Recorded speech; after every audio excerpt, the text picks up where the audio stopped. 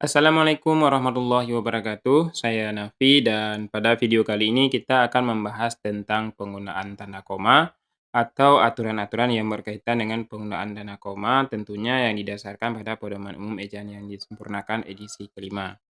Dan pada video kali ini kita bahas sebanyak dua aturan yaitu aturan yang terdapat pada nomor 4 dan yang terdapat pada nomor 5. Sedangkan aturan nomor pertama, kedua, dan ketiga itu sudah pernah kita bahas di video sebelumnya. Baik, langsung saja kita lihat aturan yang terdapat pada nomor 4 ini disebutkan bahwa tanda koma tidak ya. Tanda koma tidak digunakan jika induk kalimat mendahului anak kalimat. Kalau di aturan yang nomor 3 itu, anak kalimat yang mendahului induk kalimat harus kita gunakan tanda koma. Sedangkan di aturan nomor 4 ini, tanda koma tidak digunakan jika induk kalimat mendahului anak kalimat. Teman-teman bisa perhatikan contoh di sini. Saya akan datang kalau diundang. Kalau yang sebelumnya, di aturan nomor 3 itu kalau diundang, saya akan datang ya. Aturan yang nomor 3 itu kalau diundang, maka di situ kita gunakan tanda koma, kemudian baru saya akan datang. Sementara di nomor 4 ini disusun terbalik. Saya akan datang kalau diundang. Dengan kata lain, konjungsi terletak di tengah-tengah kalimat. Jadi tidak perlu kita gunakan tanda koma sebelum kata kalau atau setelah kata datang di sini.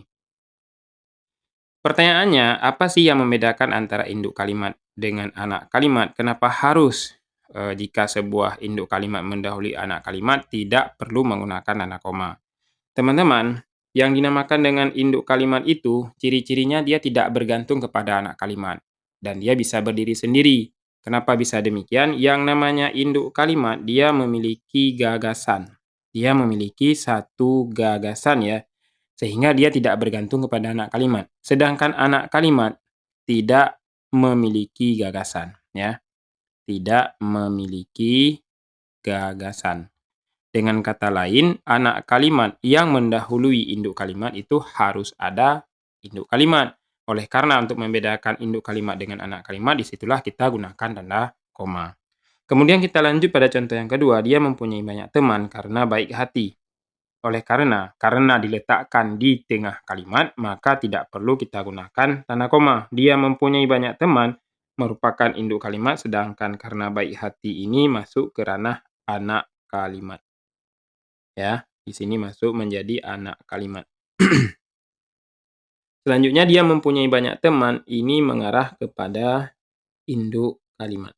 Jadi teman-teman, kalau misalkan induk kalimat mendahului anak kalimat, maka setelah induk kalimat itu tidak perlu digunakan tanda koma.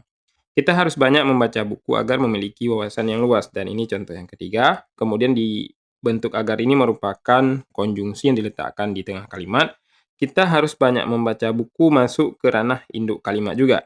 Jadi setelah kata buku tidak perlu kita gunakan tanda koma atau sebelum agar tidak perlu kita gunakan tanda koma.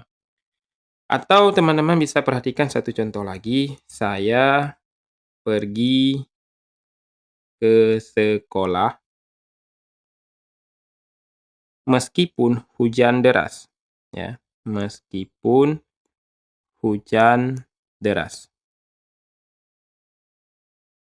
Meskipun ini merupakan salah satu bentuk konjungsi.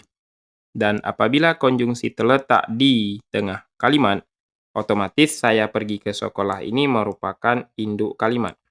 Jadi setelah sekolah di sini ya teman-teman ya, di sini tidak perlu menggunakan tanda koma. Sedangkan meskipun hujan deras masuk ke ranah anak kalimat. Kenapa bisa demikian? Seperti yang saya katakan di awal tadi, bahwasanya saya pergi ke sekolah ini induk kalimat menyimpan satu gagasan. Ada maksud yang dia sampaikan dan dia tidak harus bergantung kepada anak kalimat. Kenapa demikian? Karena meskipun hujan deras tidak mengandung gagasan. Kenapa dia tidak mengandung gagasan? Karena dia merupakan anak kalimat. Jadi umumnya anak kalimat itu tidak mengandung gagasan, sedangkan induk kalimat mengandung satu gagasan. Itu untuk aturan nomor 4. Kemudian kita lanjut pada aturan nomor 5. Tanda koma digunakan di belakang kata atau ungkapan ya, di belakang kata atau ungkapan penghubung antar kalimat. Penghubung antar kalimat ini ya, penghubung antar kalimat ini, penghubung antar kalimat dapat disebut juga konjungsi ya. Dapat disebut juga konjungsi subordinatif ya. Dapat disebut juga konjungsi subordinatif, yaitu salah satu bentuk konjungsi yang menghubungkan kalimat dengan kalimat. Ya, konjungsi yang menghubungkan kalimat dengan kalimat. Artinya, kalimat yang pertama dapat dihubungkan dengan kalimat yang kedua bila digunakan konjungsi. Di sini ada contoh, mahasiswa itu rajin dan pandai. Di sini terdapat satu konjungsi, di kalimat pertama terdapat satu konjungsi yaitu dan. Dan ini menghubungkan kata dengan kata, sedangkan di depannya sudah digunakan tanda titik. Mahasiswa itu rajin dan pandai. Tanda titik berarti kalimat ini sudah berakhir. Oleh karena itu, tanda koma, dia memperoleh beasiswa belajar di luar negeri. Oleh karena itu, merupakan bentuk konjungsi, ya, bentuk konjungsi subordinatif. Ya. Oleh karena itu masuk konjungsi subordinatif, artinya antara kalimat yang pertama yaitu mahasiswa rajin itu memiliki hubungan atau adanya sebab akibat.